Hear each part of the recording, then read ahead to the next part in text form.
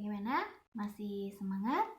Baik, akan Ibu jelaskan kembali ya. Mudah-mudahan paham. Nah, untuk mekanismenya begini. Jadi, Ibu ibaratkan bahwa jantung pada manusia itu terdiri dari 4 ruang. Ya, kalau digambarkan seperti ini. Jadi, jantung pada manusia ini terdiri dari 4 ruang. Ya.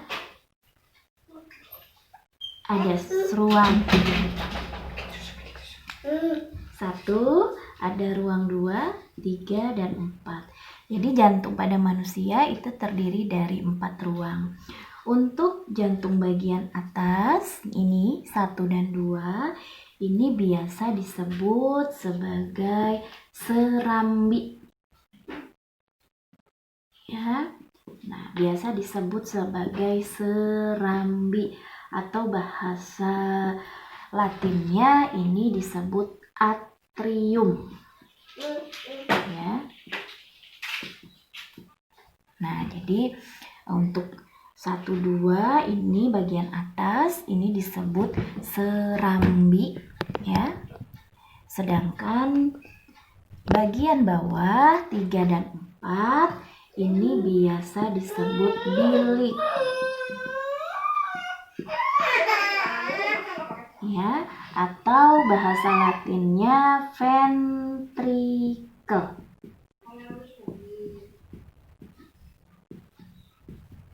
Nah, ya mungkin tidak terlihat. Nah, seperti ini. Jadi bagian 1 dan 2 ini bagian atas jantung. Ini disebut dengan serambi atau bahasa Latinnya atrium. 3 dan 4 bagian bawahnya ini disebut bilik atau ventricle. Nah, letak kanan dan kirinya, kalau ini Ibu adalah kanan berarti ini kiri. Jadi yang ini 1 adalah kanan, yang 2 kiri. 3 itu kanan, 4 itu kiri. Ya. Jadi ini bagian kiri, ini bagian kanan. Ya. Ibu tulis di sini ini bagian kiri, yang sini bagian kanan. Nah, ini ruang jantung pada manusia.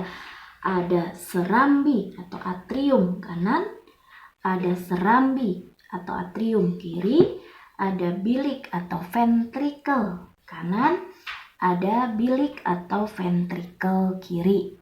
Ya, sampai sini mudah-mudahan paham. Nah, ini adalah ruang jantung. Untuk bagian kanan, ruang jantung antara serambi dan bilik ini dibatasi oleh suatu katup.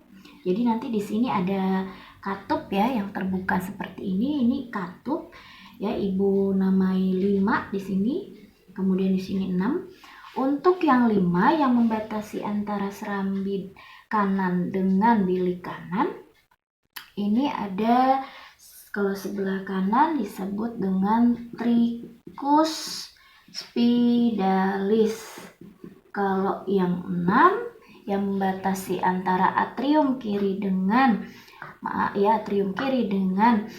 ventricle kiri, ini ada bicus spidalis. Ya. Nah, sampai sini ada 4 ruang jantung. Ada bilik. Ya, bilik ini fungsinya apa? Nanti bilik ini fungsinya adalah untuk kontraksi dan relaksasi pada jantung. Jadi kalau pada saat kontraksi bagian atas, maka nanti bilik-bilik ini akan menutup ya supaya darah tidak balik lagi. Nah, ini yang sebelah kanan tricus spidalis, yang sebelah kiri bicus spidalis. Oke, nah ini adalah jantung. Kemudian pembuluh darahnya seperti apa? Ibu akan gambarkan. Seperti yang tadi kita bahas, bahwa jantung ya dilengkapi oleh organ yang pembuluh darah yang namanya arteri. Nah, arteri itu cenderung keluar jantung. Nah, maksudnya di sini darah ini cenderung keluar jantung. Nah, yang keluar jantung ini disebut dengan pembuluh darah arteri. Kalau keluarnya itu itu ke arah paru-paru atau pulmo ya. Nih, Ibu gambarkan di sini. Kalau keluarnya ke arah pulmo, maka disebut arteri pulmonalis. Maka ini Ibu kasih kode 7 ya. 7 itu berarti arteri pulmonalis. Kenapa arteri pulmonalis? Arteri yang arahnya ke pulmo atau ke paru-paru. Kenapa harus ke paru-paru? Karena nanti di sini akan terjadi pertukaran oksigen dengan karbon CO2. Ya, seperti kita ketahui bahwa paru-paru ini kan mengandung yang namanya alveolus yang bisa mengganti atau tempat pertukaran oksigen dengan CO2. Maka darah kita harus melewati paru-paru. Ya, ini jadi kayak laundry dicuci nih, ya. Oke, kalau yang arteri yang mengarahnya ke kalau arteri yang mengarahnya ke seluruh tubuh, ini Ibu kasih garis seluruh tubuh, STA bagian atas, seluruh tubuh bagian bawah, berarti di bawah ya. Nah, darah ini mengalir ke seluruh tubuh. Kalau darahnya ini mengalir ke seluruh tubuh, maka siapa yang mengalirkan? Yang mengalirkan adalah nomor 8. Ini adalah pembuluh darah besar atau biasa disebut aorta. Jadi untuk pembuluh darah yang mengeluarkan darah dari jantung ke seluruh tubuh namanya pembuluh darah aorta. Ini pembuluh darah besar. Jadi dia yang mengedarkan darah ke seluruh tubuh. Nah, seperti itu ya. Ini untuk yang masuk ke dalam arteri. Nah, pembuluh darah apa lagi yang dibutuhkan? Yaitu pembuluh darah tadi kalau udah ada yang keluar berarti harus ada yang membalikkan. Nah, yang ngebalikin berarti apa? Vena. Ini Ibu hapus dulu ya.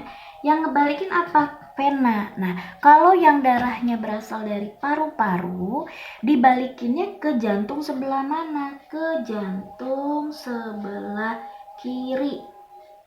Yaitu yang menerimanya adalah arteri sebelah kiri ya. Nih. Jangan kebalik, nanti komplikasi ya. Maka dibalikin kembali. Nah, darah yang sudah melewati paru-paru ini darah yang kaya akan O2 karena sudah ditukar. Nah, jadi di sini ya, yang bagian ini banyak sekali O2-nya atau darah yang disebutnya darah bersih ya. Nah, ini darah yang banyak mengandung O2 untuk siap diedarkan ke seluruh tubuh tuh ya. Nah, sedangkan setelah kita melakukan aktivitas di seluruh tubuh kita, maka kita akan menghasilkan yang namanya sisa metabolisme, yaitu salah satu contohnya adalah menghasilkan CO2. Nah, maka darah yang sudah melewati seluruh tubuh ini banyak mengandung CO2. Nah, ini juga harus dibalikin lagi. Siapa yang membalikannya? Yaitu pembuluh darah juga. Kita simak dulu. Di kemana balikinnya? Ke jantung atrium kanan. Jangan salah. Nah, yo jangan salah ya. Jantung sebelah kanan. Maka di jantung sebelah kanan ini banyak mengandung yang namanya CO2. Ini darah kotor nih ya.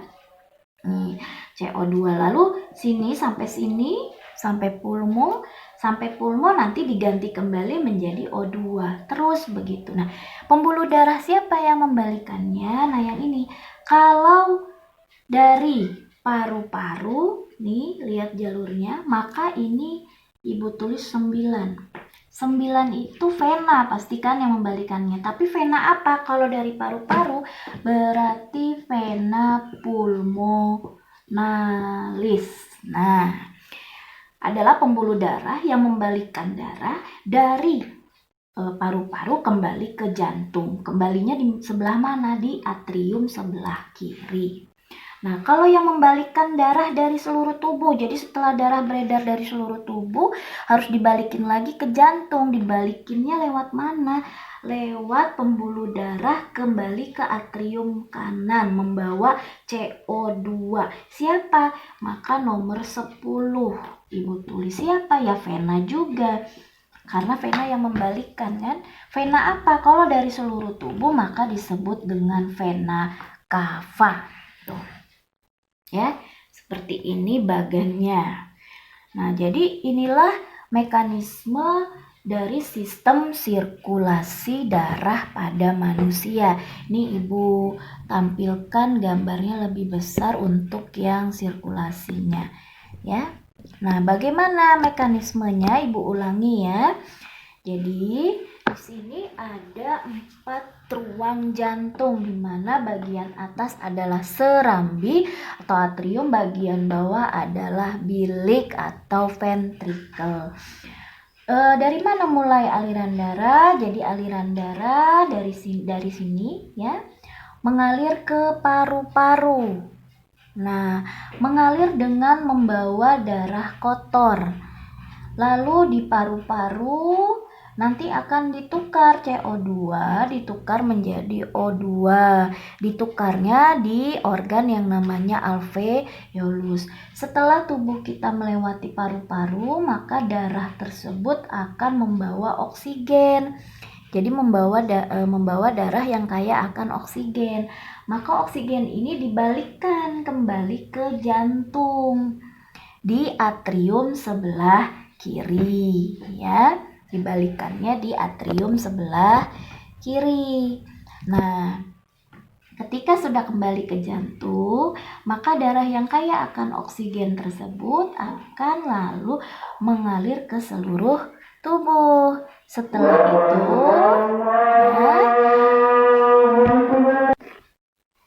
ya. Nah, dari seluruh tubuh, nanti tubuh kita melakukan aktivitas. Setelah melakukan aktivitas, maka akan terbentuk kembali sisa metabolisme, yaitu CO2. Maka CO2 ini harus dikembalikan lagi ke jantung, yaitu ke atrium sebelah kanan. Nanti CO2 ini akan mengalir lagi ke bilik kanan, lalu dibawa lagi oleh arteri pulmonalis ke paru-paru. Nanti dari paru-paru dicuci kembali, diganti kembali menjadi oksigen. Begitu seterusnya. Jadi alirannya dari sini ke sini, ke sini, ke sini, ke sini, kembali lagi ke jantung. Jadi jantung itu sebagai pompa, sedangkan pembuluh darah itu sebagai paralonnya atau pipanya untuk mengalirkan ke seluruh tubuh. Nah, mungkin itu mekanismenya. Nah, satu lagi yang akan Ibu jelaskan adalah peredaran darah. Nah, peredaran darah itu ada dua, ada peredaran darah kecil dan ada peredaran darah besar. Mana yang merupakan peredaran darah kecil? Peredaran darah kecil itu dimulai dari sini ya, atrium kanan, kemudian ke bilik kanan, melewati arteri pulmonalis, lalu masuk ke dalam paru-paru, baru balik lagi ke jantung, yaitu di serambi kiri. Maka rumusnya adalah JPJ, jantung, paru-paru, jantung. Itu untuk peredaran darah kecil. Sedangkan peredaran darah besar adalah melanjutkan dari peredaran darah kecil. Jadi jantung, paru-paru, jantung, setelah balik lagi ke jantung, maka turun ke bawah, diedarkan ke seluruh tubuh. Setelah seluruh tubuh, maka balik lagi ke jantung. Maka rumusnya JPJJ. Jadi JPJST, jantung, paru-paru, jantung, seluruh tubuh. Nah, jadi yang disebut dengan seluruh, ketika sudah masuk ke dalam seluruh tubuh, itu namanya disebut peredaran darah besar atau peredaran darah ganda, 2 kali masuk jantung. Kalau peredaran kecil hanya 1 kali masuk jantung. Nah, ini Ibu sudah tuliskan di sini ya, peredaran darah kecil dan peredaran darah besar. Nah, mungkin itu saja video sederhana dari Ibu ya, untuk menemani kalian belajar online di rumah. Mudah-mudahan video sederhana dari Ibu ini bisa menemani kalian untuk belajar. Terima kasih sudah disimak video dari Ibu. Tetap semangat, tetap sehat. Assalamualaikum warahmatullahi wabarakatuh.